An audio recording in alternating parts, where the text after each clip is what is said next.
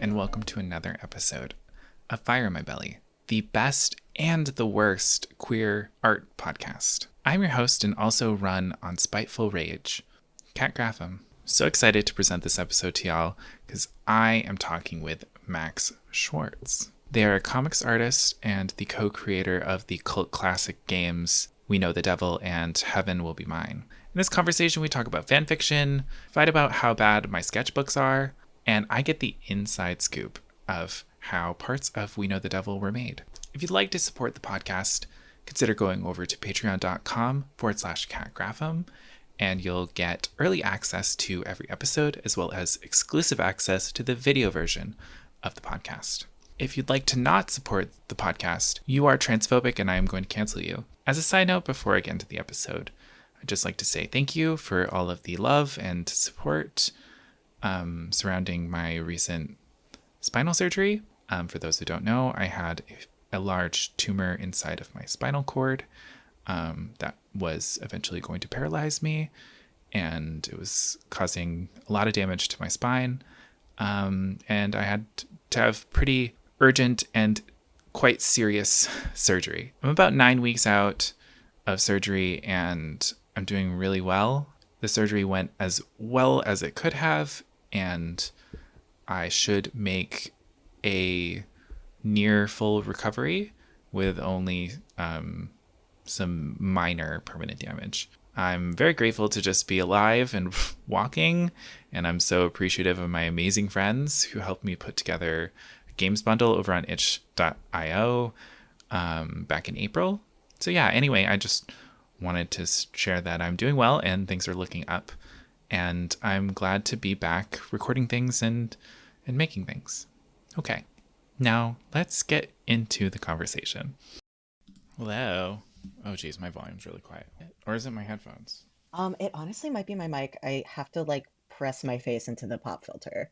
Nope, it was my headphones. It was your headphones. Okay, cool. I'm just an idiot. That's the problem. Okay, let's start with you introducing yourself. Introducing myself. Oh God. Mm-hmm. Okay, I'm Max Schwartz. I am a non-binary trans artist from Lesbian Town. I make video games. So far, I've made 2 visual novels, which when I talk to normal people, I have to say, not like Mario, more like choose your own adventure game. It's the through line of my life where it's like I was drawing anime when I was a kid, and then I have to explain that it's not me, and it's not Pokemon, and it's not Sailor Moon. It all comes together. What else do I do? I'm actually an annoyingly multidisciplinary artist and Ooh, auteur genius. talented. Thank you. Renaissance. Yes. Yeah, what the hell else do I do? I've been drawing for a really long time, Mm-hmm. kind of to survive. It was kind of like my sim when I was a kid. So, Yeah, that was actually going to be one of my questions was was that always the path that you were going to take? Was it just were you the art kid? yes, I was the art kid. I was the kid who the teacher would come up to me and pick up the thing that I was drawing on and swan away in front of the entire class to just be Ooh, I like, hate that. "Oh yeah." Honestly, the last time that happened, obviously it was senior year of high school, but at that point it was come on, man. We've been over I'm gonna graduate in a month. Do we have to? We're studying Medea. I'm paying attention because this is an insane woman. Just let me live. It must be really hard to be talented and people think your work is great. That must be really challenging. Yeah, it's really hard. People don't really know the real me at all. My art was so bad in high school that did not happen to me at all. I don't believe you. And actually, I'm coming into this podcast ready to fight because I watched one of you have an old sketchbook tour video where you're just this is so bad. My sketchbook is so bad. It Look at all is these bad. bad drawings. I'm gonna fucking fight you. I'm gonna kick your ass. It's fine. Also, sketchbooks aren't supposed to be good. That is created by big social media.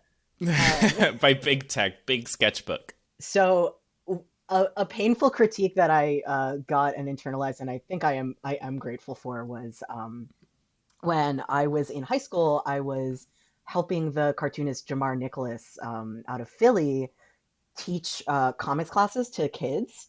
And That's I cute. remember there was a day where he was like, "Oh, let me look at your sketchbook," and I was like, "Haha, okay."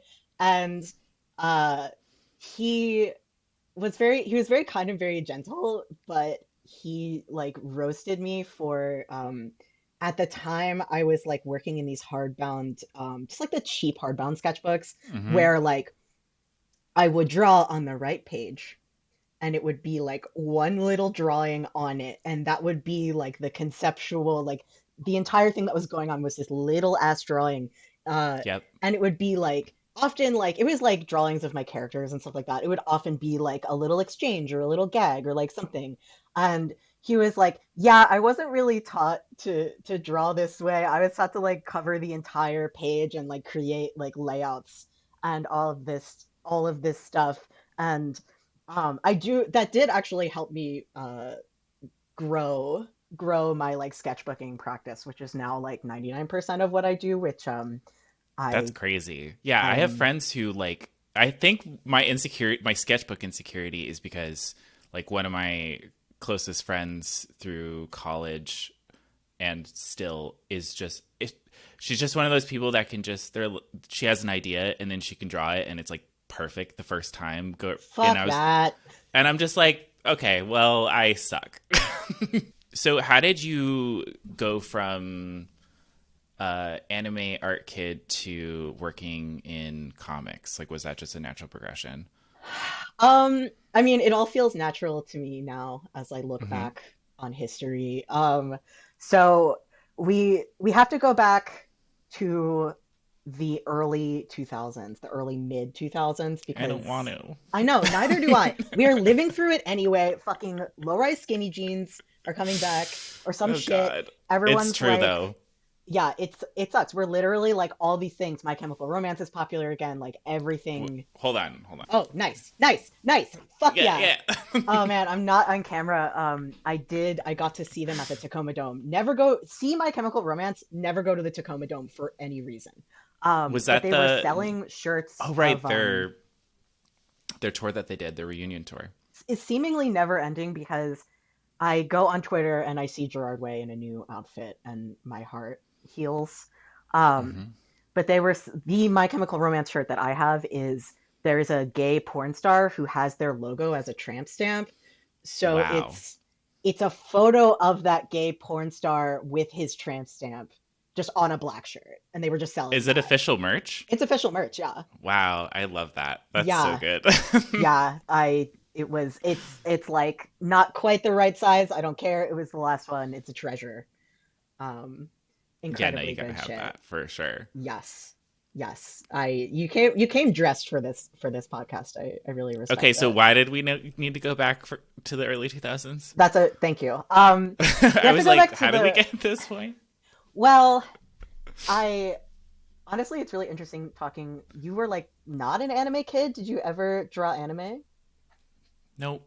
I Well, that's not true. A tiny, tiny bit in like MS Paint in like sixth grade, but like I not a lot. what I would not give to see those drawings. You will It was never. it was Azumango Daioh That's awesome. because Azumanga of the Daioh was like, because of the cat. I just was like, I loved the cat, oh my so God. that was it. Yeah, no, that the cat alone was a huge visual influence. I actually like Azumanga Daioh is one of my like secret things that I read a lot of. I never watched the show. I have the inverse. Never read it, but I Really, watched the show. Yeah. the comic is really good. I'm also the kind of I need to go back to the early 2000s before we start talking about Okay. Yeah. Azumanga Daioh. Yeah. There's too much. It's too fertile. Everything we're talking about is too rich. The early mid 2000s, like the cultural landscape. One, I was super autistic and didn't know it. So being really into things that like everyone was into Pokemon. I was in like the Pokemon generation of like, okay, we're moving out of this now. So anything that like looks like this, like why do you still like cartoons? Why do you Mm-hmm. uh like you're weird, and they were right. I was weird. But that's not a self victim blaming statement. But it was like one of those things, like the particular, like, I need to become hipper to survive, and what is hip is like early Animal Collective and Mm-hmm. like American like indie comics that are literally like a guy jerking off and crying. And like I am like I must deep I must like bury myself in this substrate of things that are like, I still love anime, I still watch anime, I still draw it, but there was a long period where I was like, I need to do anything but anime. And that's actually like, it was around when like Scott Pilgrim was originally coming out. Like I think the first volume was like 2004, and like Brian Lee O'Malley's work, that is like the most beautiful timing of like skill, aesthetics, everything. Like that is what people like me were looking for, where it's like these beautiful, appealing like anime drawings, but it's like a bunch of them like dirt bags. I didn't put that connection together visually until you said it, and I was like, oh my god, your work kind of has the like little bits and pieces of like Scott Pilgrim. Oh yeah, absolutely. Just a major watershed moment, and also like honestly, one of those moments where you're like, oh, this is like really interesting and cool and popular, and it doesn't like hide these influences. You know what I mean? Mm-hmm. So anyway, the way that I also just like always read comics as a kid. Like I was big into like kind of newspaper strips and such. The thing about like my cartooning is, and to actually go back to Azumanga Daioh, is that I'm kind of like a gag cartoonist. Um, and Okay. so it's like these like short, like I'm going to say a single thing and it's going to be wrapped up in a little bow and it's finished and you look at it and it's Mm. done. I So actually one of the reasons that games really clicked for me, and I did always want to make games, but the thing that really clicked when it came to actually making them was like I have this desire to tell like stories and like narratives that are deeper than my actual, like what actually doesn't make me insane when I'm making comics. So like, and granted, you can like build a storyline just by putting a bunch of gag comics together, and it's like these small images, and you start to like get the overall pictures of these characters Mm-hmm. and what's going on. And I love that format. And I'm not like done making comics, but one of the biggest things was like, it's so fucking hard to make a comic. It is so goddamn hard. It is Comics are such an accessible medium because you can do everything, which means you Yeah. have to Yeah. do everything. And you Yeah. know what's really hard? Doing everything. Um, Yeah. You're almost like it's almost like choice paralysis or like oh, absolutely. where, Yeah. yeah, anything is possible. So you feel like you can't do anything. No, exactly.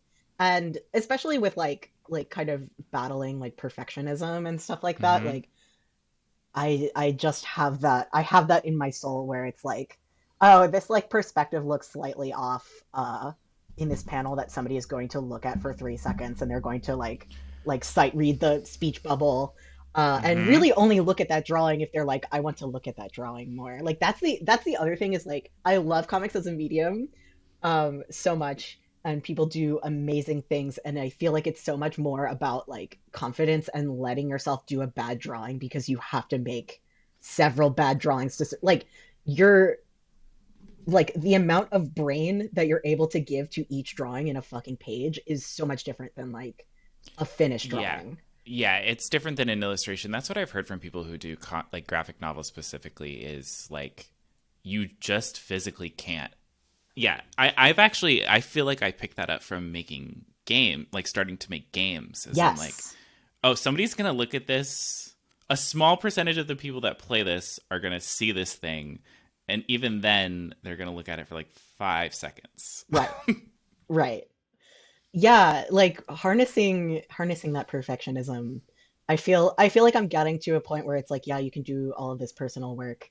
And that is like something that you work on kind of forever. But Mm-hmm. I think one of the biggest things is like, this is also going to be a part of me. So what mediums like allow me to harness this, or like pour it into a container so I can actually get things done?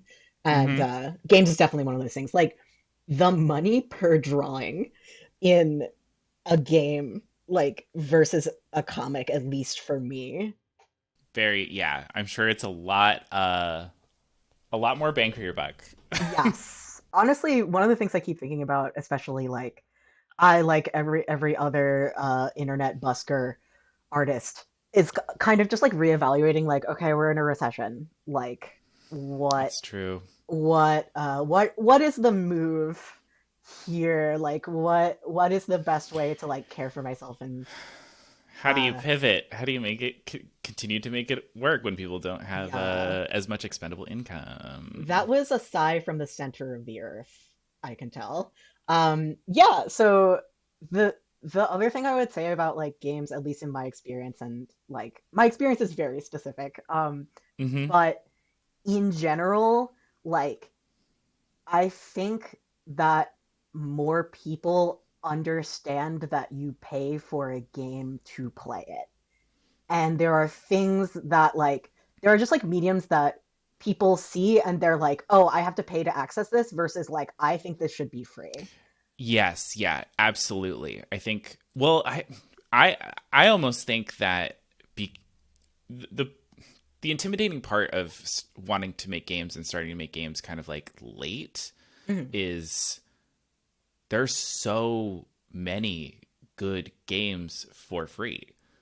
Yeah. How do you that it's like intimidating? It's like I can't. I feel like I can't even ask for money for this because there's things that are better than what I'm doing that are for free.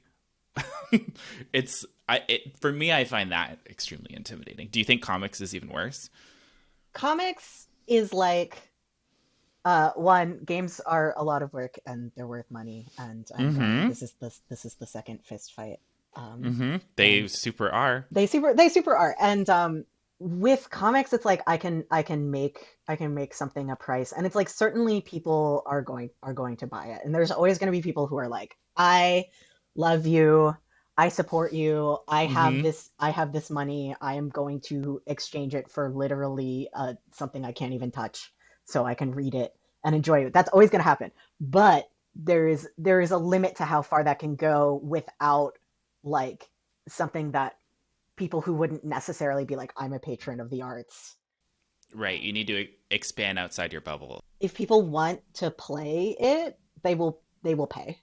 You know, and obviously it's like there's obviously like people who are going to be like, I'm going to buy this game at $10 that wouldn't buy it at 15.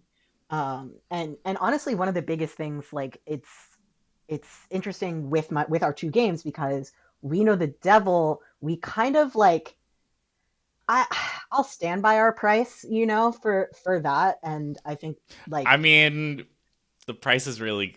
thank You you. couldn't get a better price than $6.66. Yeah. Yeah, exactly. Like It's a one, it's good like, look bit. at that. We did this bit. But two, actually like a lot, like there's another reason that we know the devil is $6.66 and heaven is like 15, not on sale. And one of those reasons is like this was our first thing we ever made. We had Mm-hmm. never like published, like we hadn't published a game yet, and it was like this like short and sweet thing. It's like not going to take people very long. It's like a visual novel, and like granted, people like there are people who are going to give visual novels a shot or are already visual novel readers and are just like, cool, I'll pay for this. But it's also like you do get that kind of reaction that's like being afraid that somebody's going to be like, this isn't a game, it's a slideshow, uh, or something like that. And it's like that's your demons, that's your mental demons. And like it's, if I've learned anything too from like publishing something, is that like what your demons whisper to you and what people actually say in criticism are so completely different. So Mm, just like don't yeah. listen to them. And also like even being afraid of like critique that's legitimate, it's like if I see critique that I agree with, I'm like, yeah, I agree. I'm going to like this is something that I want to change in the future. Or it's something that I just see it and I'm just like, yeah, I can see why this person would take this away. And also I can tell from like what they're talking about and their like context, that this just wasn't for them. It's just not for them. And Yeah. you can't please everybody. Yes. Which is actually, I love reading Steam reviews. Um, Do you? because I know I actually do. Why? No, you would think I mean like I think we're in a sweet spot where we're not getting like review bombed or anything, but there's just Hmm. occasionally like there is somebody there's always occasionally somebody who like I'm like, how did you get here? Like what made you try this in the first place? And it's Hmm. like it's cool because like you can click to their profile and you can see like, oh, what games do you really like? And I just had a moment where I got like we got like a really bad score, and then I went to that person's profile and it was like just like logged 2000 hours in like Ark Combat Evolved, which is a game where you like fight robot dinosaurs, Yeah, like it's a literal dinosaur dinosaurs. game. Yeah, it's fucking, and that kicks ass. And I'm just like, I don't even know how you got here. Like, namaste. Did you think that when you guys published that game, released it, that it was gonna be a cult hit and like have what I seems like to me like a people who really really love it, like it has like a passionate audience. Response. Yeah. Hell no. Absolutely not. I'm really bad at like predicting the response to things unless I've released something like that before. So like for Mm. instance, like Heaven Heaven took like more than triple the amount of time to make, and I think like the fact that we saw the way that people responded to We Know the Devil, like being able to see that, and it's like it doesn't even need to have the same kind of viral like think piece originator type response to be like, this will be worth my time, and like making this will be like worth it. So to go back to the mindset of making Me the Devil, I was like, I was prepared for it to get the amount of attention that like a comic that I would make Mm. would get, which is like, I was like, I'll pay my rent. I'm just gonna. I've always wanted to make a game, and I really like working with AV. And cool, I made a game now. No idea, like just like no fucking idea. Was it instant or did it just gradually build? Because the It landscape for indie games are just so different. Because this was 2015, right? right. Yeah, very different than it is now. I would say somewhat instant in that like I think it was established that this was going like way bigger than we thought it was going to like that weekend because Mm. um I'm going to give you the scoop on this Please. podcast. I'm giving you exclusive. Um, Ooh. so we were working on that game for the summer of 2015, and it was Mm-hmm. just like one of those things where we were in the second-ish, third-ish week of September, and it was like, oh, we're ready to go. Oh God, we have to like squash this Java bug or like whatever. Just like one of those things where it's like we're about to release. Oh no, we need 20. Like that Yeah, just kept happening like the closer. that Um, is literally always what happens. always.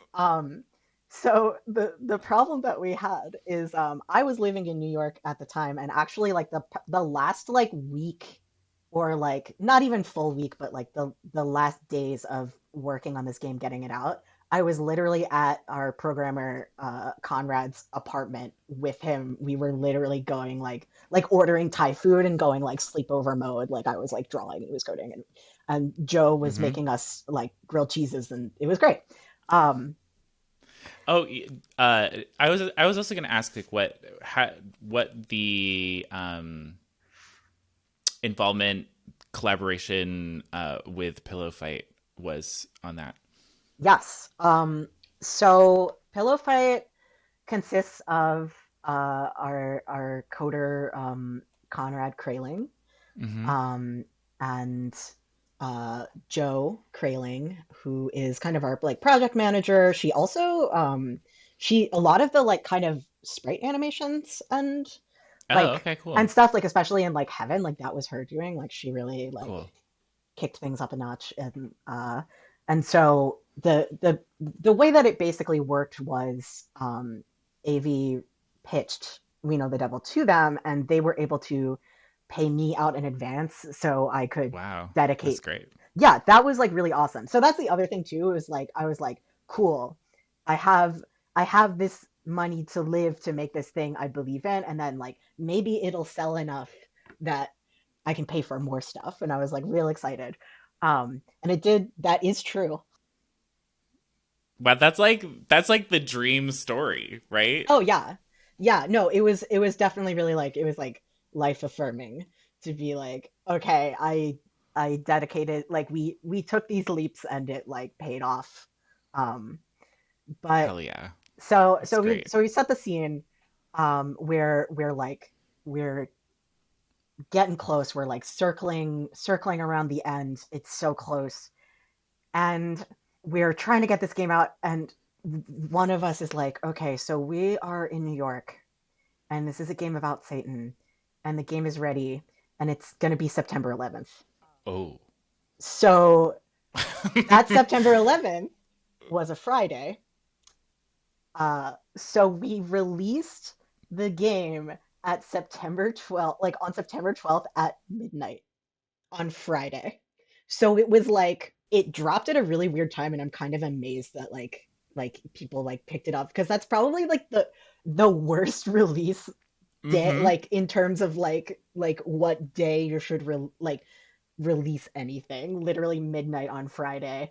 um but yeah, it was like a weekend of like, oh, more than my friends are playing it, and like kind of my relationship to the internet would, I realized that, or I didn't realize, but it's like the point at which like the relationship to the internet like kind of has to change was like by the end of that weekend, like there were just people being like, this game is encouraging queer children to commit suicide, because there was just a lot Mm-hmm. of like there was a life cycle that happened of like this being popular with the queer people that were playing it, and then people kind of reading the pitch, and like honestly I don't blame them, like getting really triggered and just being like, this is negative, why do people like this, I'm mad. Yeah, there's some really heavy subject matter that I think people are going to have a reaction to. It's taught me in a good way. Like, I think it's good to put things into the world to understand that people are separate from you. And like, I think it can be really hard to like kind of let go of your baby and let people see and project things that are coming from them. But it's also kind of like one of the most like, I don't know, validating or like special things as well. Like, because it's like I'm not just like nourished by how people like connect with what we're saying, but also like the things that they personally take from it that like I wasn't necessarily thinking about, or like I think Mm-hmm. like seeing that difference in viewpoint can be like really validating. I reached an amount of like kind of feedback and like shit that made me insane, where it actually just clicked like, oh, everyone on the internet is like a little brain in a jar, and they're like there's something about being on the internet that turns people into brains in jars, Mm-hmm. where they're like having like, it's like you see stimulus and it's so fucking easy to just say exactly the first thing that you're thinking. um Yep. and it just made me realize like, oh, everyone is like they are coming to this, they're getting so much chemically out of the internet, they're getting so much like there is just a lot of experiences of like seeing somebody say like the least good faith, like really painful reading of what we were doing without even like playing the game or just like looking at it, Yep. and then Mm-hmm. their friends would play it and they would be like, oh, it's actually good, and they were like talking about the characters and they would change their icon to Venus or whatever, and it was just like, okay, like this is like the amount of data to realize that I have to like, this is not about me. And then all those people started HRT 6 months later. Yes, yes, exactly. One of the biggest things is we made this story about little gay teenagers, and I was like 24, 25, and I was like, my peers are going to read this. Children don't exist. Mm. Like this is a story for people that are like my age, that have like been Mm. through this, that like want to process these feelings, and that's why they're so naughty. One thing that I've been grappling with is some of the younger like fans, there's the hour where Neptune produces a little flask of alcohol, um, Yes. for everyone to drink, and Mm-hmm. they refer to it as paint thinner. And Mm-hmm. let me just say for context that paint thinner is common slang for alcohol that is cheap and tastes And really chemical. yeah, yeah. Yeah, To me, I'm like, of course. yeah, of course. Um, It's not acetone. yeah, exactly. No, they like the way that some of these children talk. I'm afraid that I have convinced them to drink paint thinner.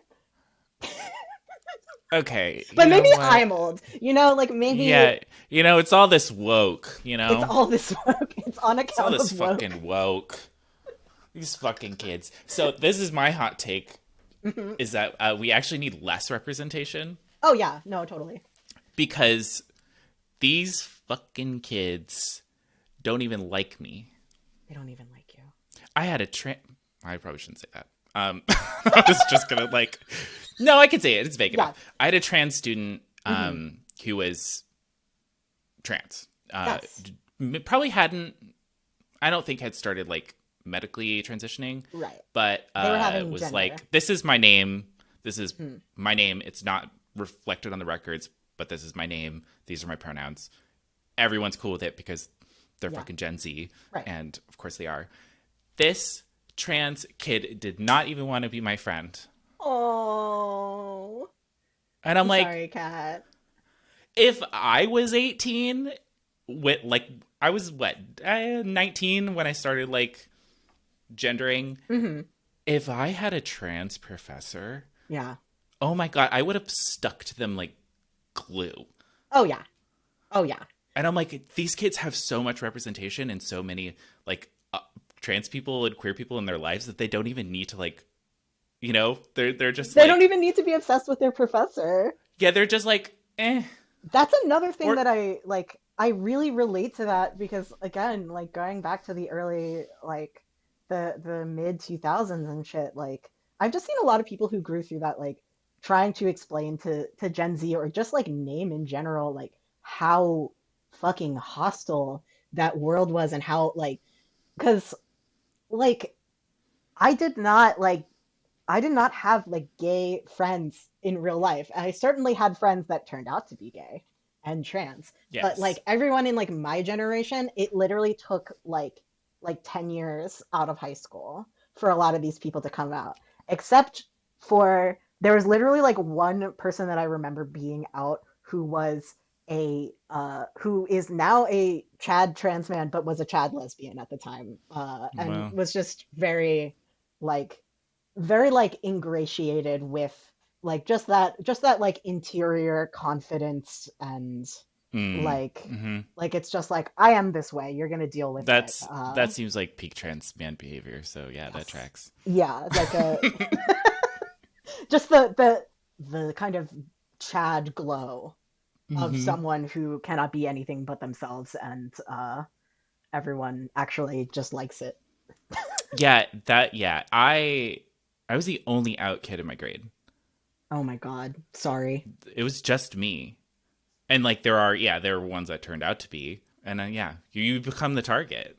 Right, And yeah, I exactly. just don't we had a GSA I think for like the last year or two that I was in high school.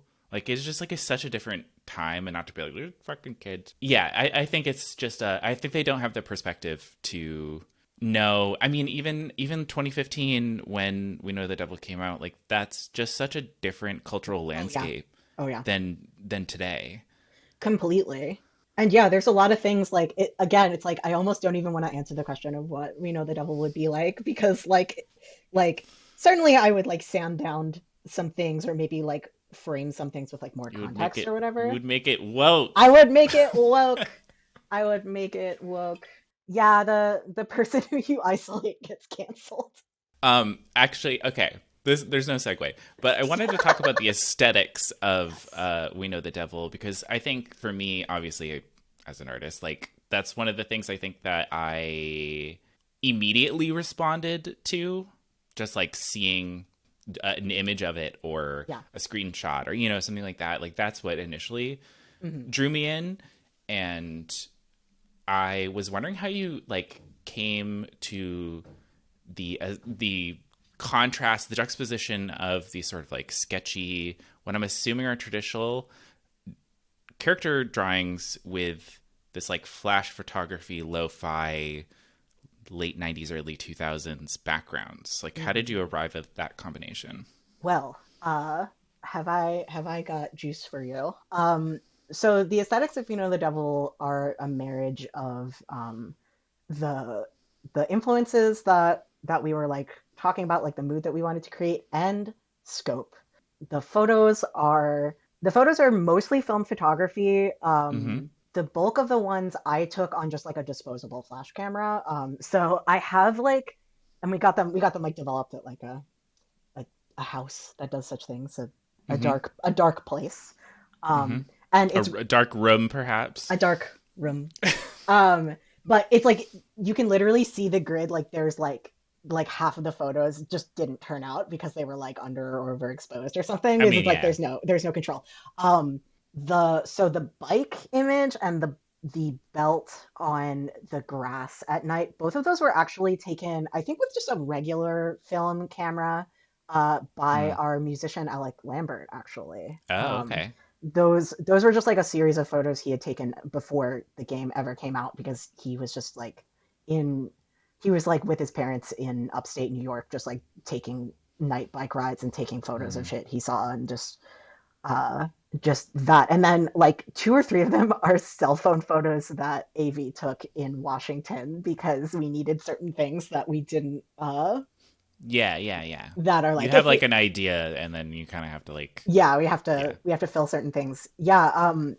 So the cabin is actually like a shed in my hometown. It's like our neighbors that I grew up with. Like they just had this shed in their backyard, and thank fucking God, because I don't know what the fuck I would have done for the cabin interior background if they didn't have that. When I was like, processing these photos to go in the game, I had to there is literal like little bits of graffiti from the kids that I grew up with and like their friends, just like from going up Mm. there and playing and like writing their names in there. So I had to like I somebody wrote their full ass government name, so I had to like clone tool it out and like make it different. Mm-hmm. Yeah, I think that Uh, was a good choice. Yeah. yeah, but I kind of like I think it's also appropriate that they're there, because if you force kids to do something and you give them a pen, they're going to do that, and I think that's part of the spirit of We Know the Devil as well.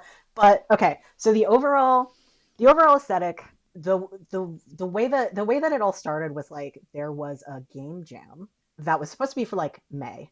And me and Avi we had been kind of like sharing ideas and like working on some other stuff. And Avi is the type of person that like just has so many fucking ideas and is just carrying them around in a sack and not telling anybody until she decides to reveal them. And it's just like, oh, I have this old thing. Do you want to do this? So I had basically said, like, hey, I'm having a lot of fun. Do you want to make a little game for like a game jam? And she was like, cool. And she sent me all these ideas, and We Know the Devil is the one that we settled on. And Interesting. Okay. yeah, part of that was like, again, this is like the light side of perfectionism almost, where it's like when it becomes problem solving. I was like, I want to produce a complete game. I want to produce a complete experience. We don't have a lot of time. That means the game has to be short. So it has to be something that is like a satisfying little nibble. It's like it has to be a complete experience despite like the limited kind of resources and time that we have. The other things were, when I start a project, I like to think about what things exist that like create this mood, and especially like what things are not already in the game's space, or like Yes. what is something that exists, and just like how can we reframe it and like use this energy. So I'm pretty sure the pitch for Reno the Devil, it was like, for the aesthetics, we found some like John Carpenter movie posters, and it was like that and like the DVD cover for Harmony Korine's Trash Humpers. The juxtaposition of like lo-fi kind of film and like handwritten text over it, right? So that's Mm, where like that was the kind of thing where it's like we wanted this kind of out of time, like ominous 80s horror like mood. Like Alec has is a synthesizer's boy. Uh so he had a lot of very access. 80s. Yeah, a lot of access to do just kind of like some Dracula ass chords to kind of create like to bring like that sound into it. And then like there was also this kind of like scrappy kind of indie. Like I'm a big like mixed media person. Mm-hmm. I like to mix media in every single way. So that is how that started. Although I will say the one of the aesthetic touch points that I was really going for, especially for like losing your mind in the woods, is unfortunately Lars von Trier's Antichrist. Um, Okay, yeah, now I can see that. Yeah. yes, especially like the the kind of Chaos like Reigns. chaos Chaos Reigns. reigns. Chaos reigns. Yeah, chaos does reign indeed. Um, but especially like the kind of eerie, like almost silence of the woods, and like Mm-hmm. the way that um you're kind of afraid of what's inside these characters, and also just on a literal level, like the interstitial kind of title screens where it's like text on chalkboard or like just traditional media text, which I found like it's just one of those movies. I saw it, when I was like 18. I had just come to college, Yeah, and same. like uh I just kind of like walked out of it changed. Um It would be hard not to, at least yeah, in a small yeah, way. yeah. Things sure do happen. They do. Yeah, famously things happen. Yeah, I mean, poor Willem Dafoe. poor Willem Dafoe. So I would say Heaven Will Be Mine is a departure aesthetically from We Know the Devil. Was that like a very clear intentional thing that you're going to do in being like, it's very different, and so it has to have a very different aesthetic? So no, with asterisks. Mm-hmm. There's a lot about Heaven that is a response to We Know the Devil and to the reception of We Know the Devil, and not in like a bitchy way. Because to me, it's like I made them. So the thing that they have in common is I made them. It still, especially in the character art, it looks like, I mean, it's very much your style, but it's just. Yeah, but you're right though. In terms of determining the aesthetic, we did kind of the same thing again, where we had the idea and just kind of discussed and gathered kind of aesthetic ideas for how we would want to present it, and just the nature of this. Like we started with the idea of the story itself, and then the the kind of aesthetic that ended up like communicating what we wanted kind of emerged that way. But there was no Mm-hmm. like it wasn't like the choices that I made for Reno the Devil weren't like out of like this is how I'm going to do things. It was very like this It's the is means for the message. this is the means for the message. I was especially not prepared for in like a good way, but like I never like make something thinking like this is gonna get a fandom. People are gonna make fan work. And I sometimes think like the more you force that, the less it's gonna work, but it's like really complicated. Yes. It was kind of like, oh, people are like actually shipping these characters, and people are engaging with this in a way that we weren't expecting, because Mm-hmm.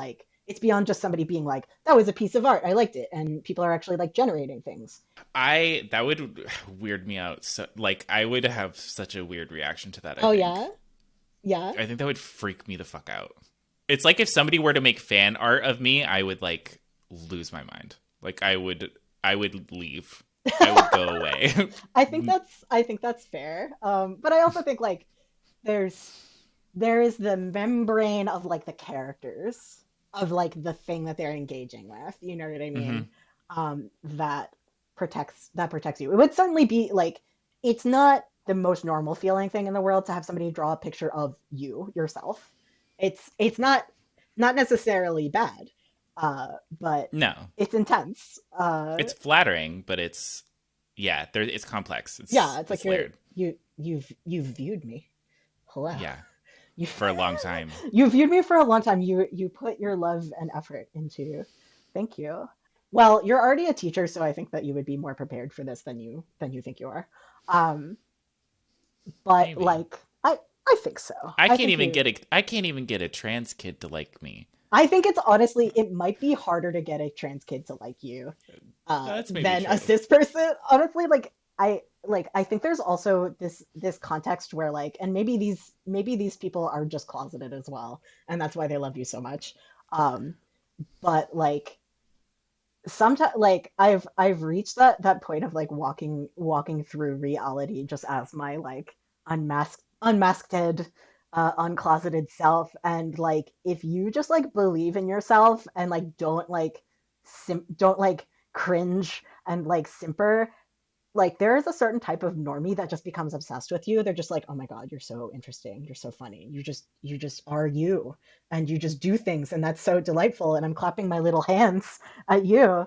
um but that's a Yeah, huge it does really happen to specific, I mean, characters too, but people like streamers where it's oh just like yeah, somebody is just like very much themselves in a very captivating way that right, people really latch onto. yes. The so Germa, one would say. That was actually exactly who I was Yes. thinking of.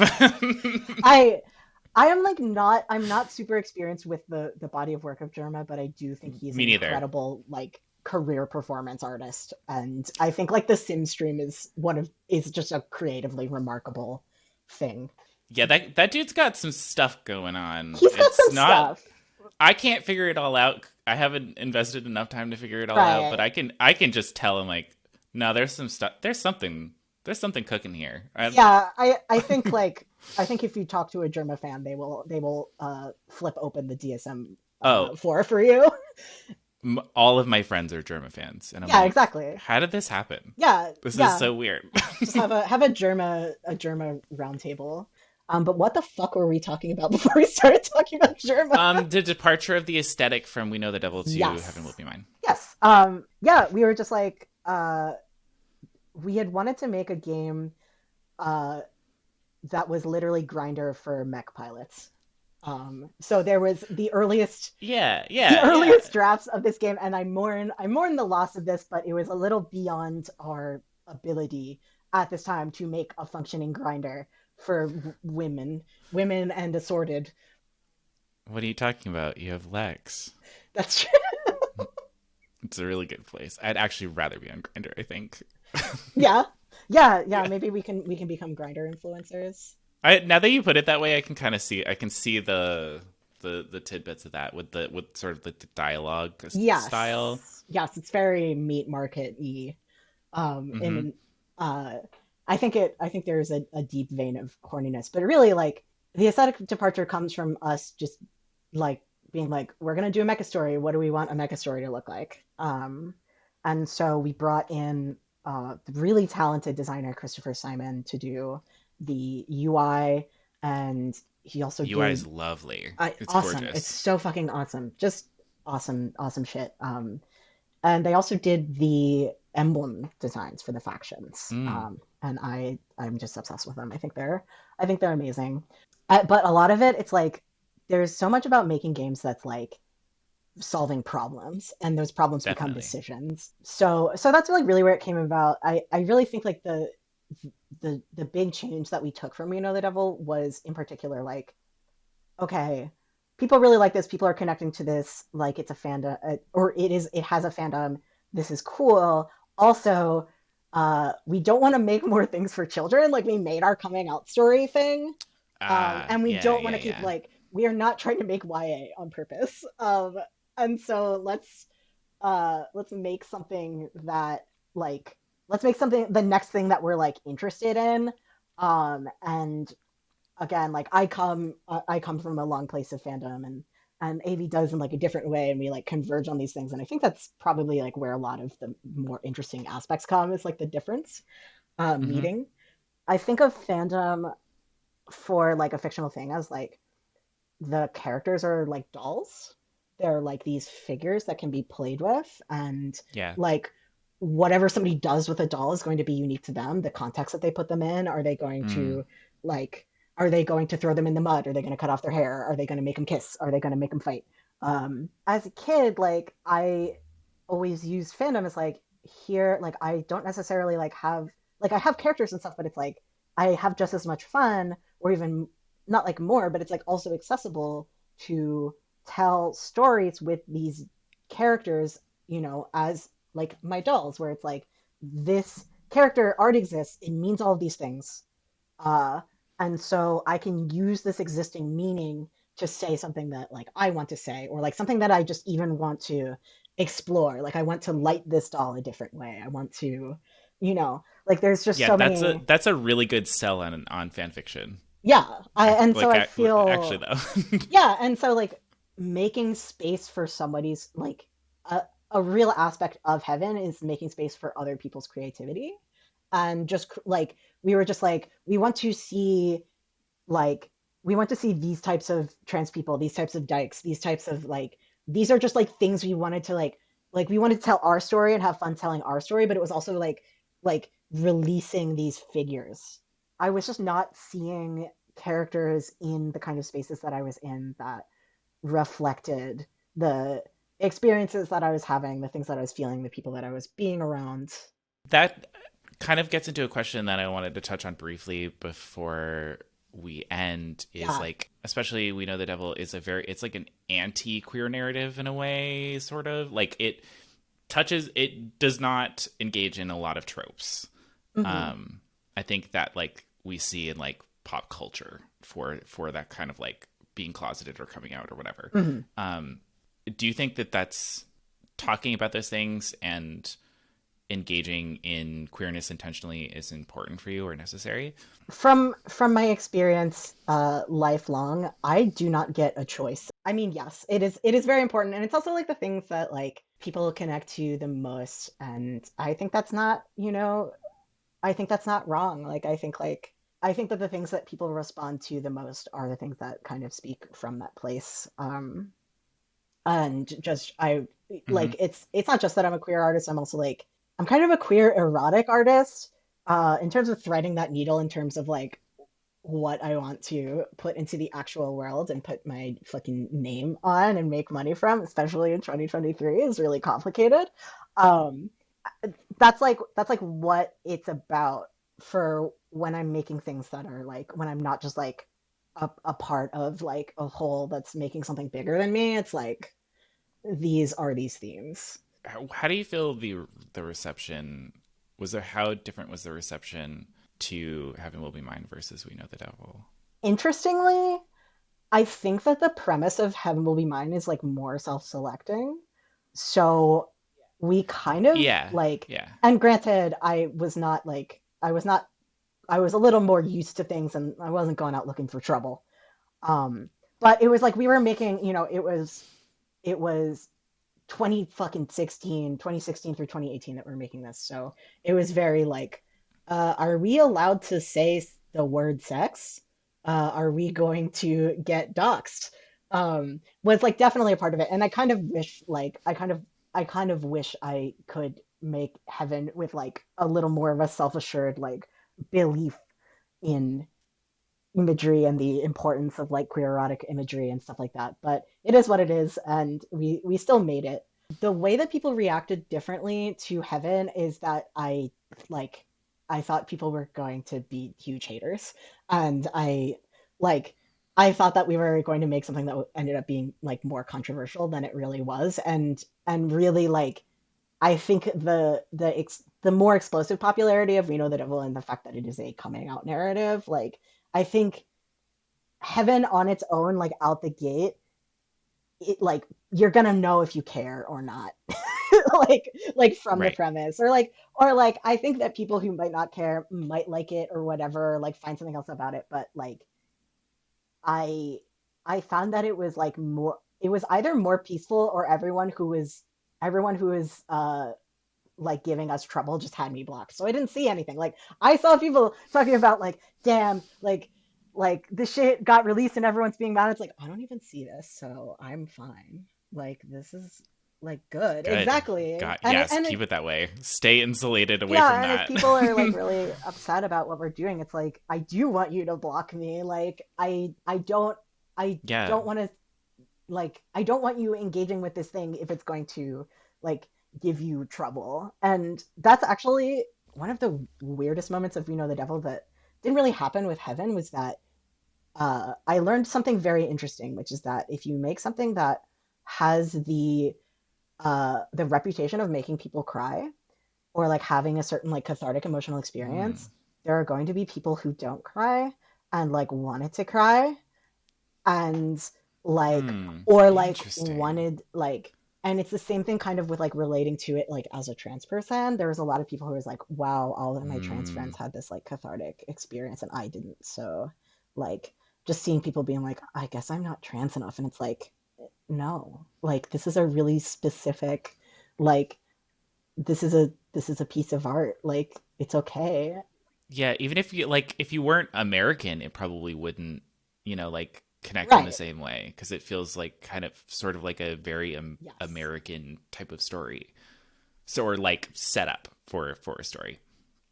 I do get sometimes people send me like scans of articles from other countries writing about the Devil.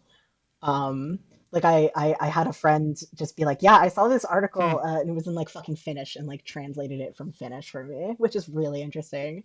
I think the tension of like not being able to be yourself and like the feelings of like almost surveillance and like Hmm. just having like no agency and being aware that you're being treated unfairly by your adults and peers and you can do nothing but endure and like relate to your peers. Yeah, that crosses Yeah, yeah, cultures, I would yeah, for say. sure.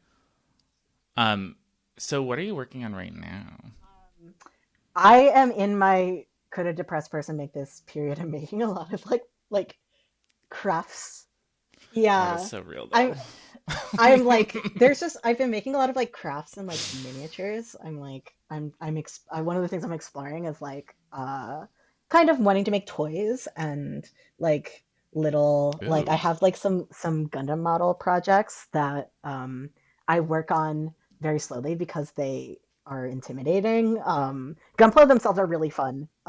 But I want to do something complicated, of course, and it's like I want to do it for my first thing, so it's like I can I have Oh yeah. like 20 HP to work with before I'm like this is vile. Be gone. I'm going to touch you in 6 months from now. Are you new games that you're working on? You can Games, say that you're working on games.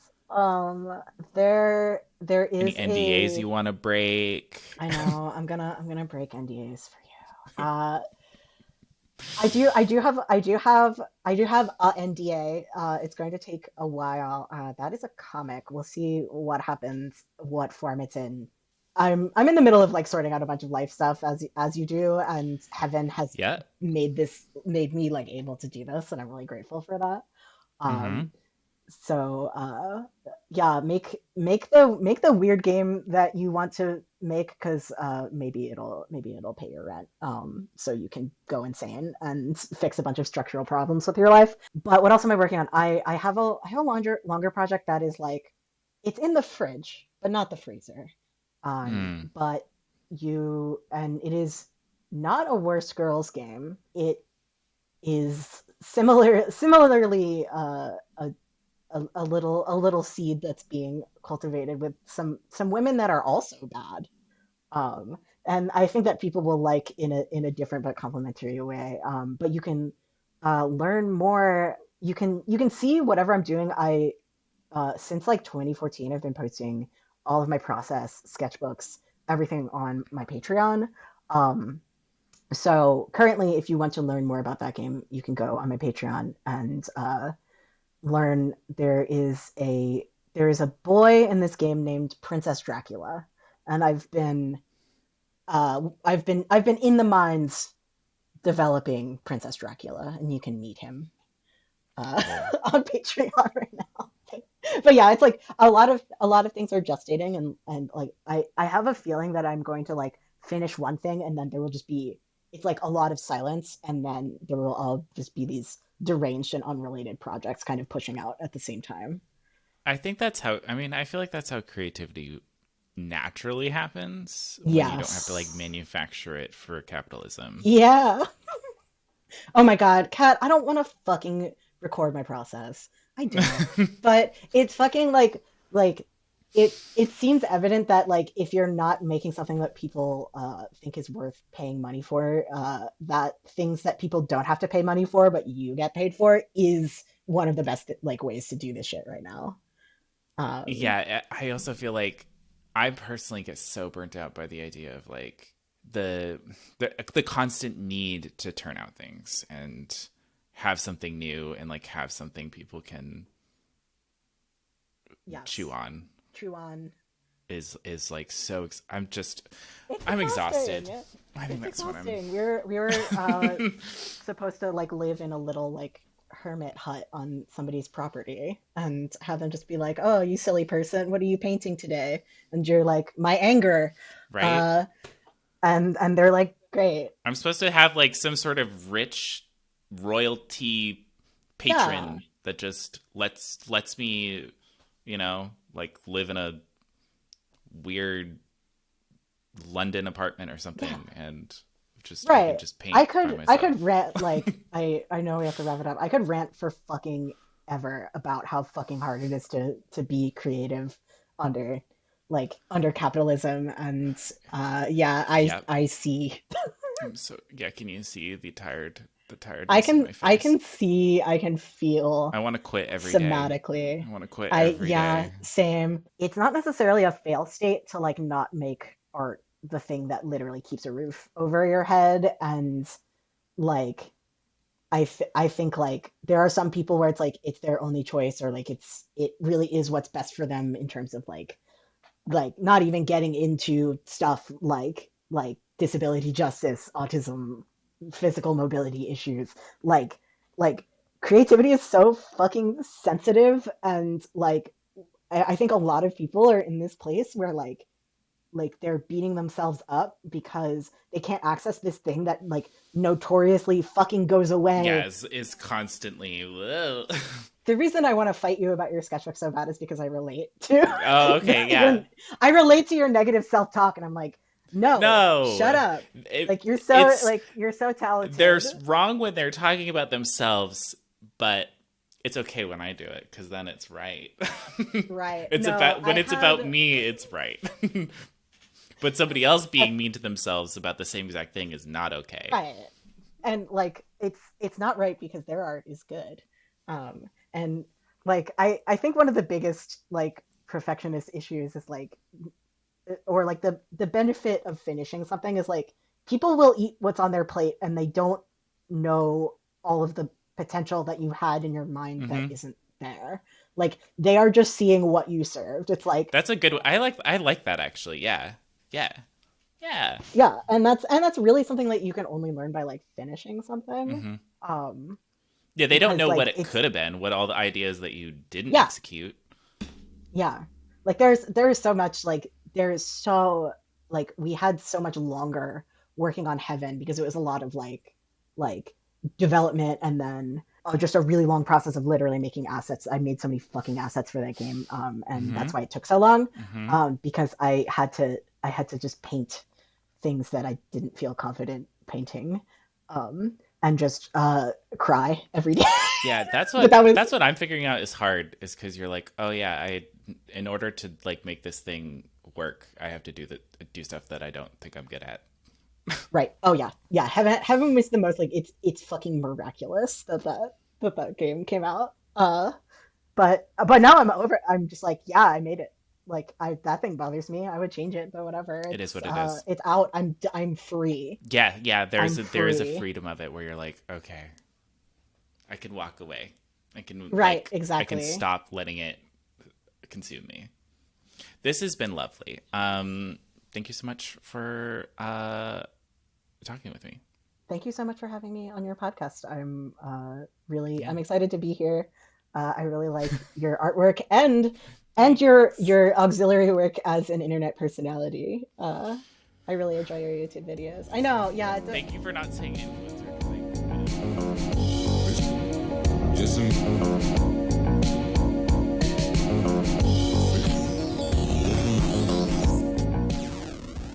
Thank you so much for listening, and thank you to Max for coming on and talking with my sorry ass. It was a really good time.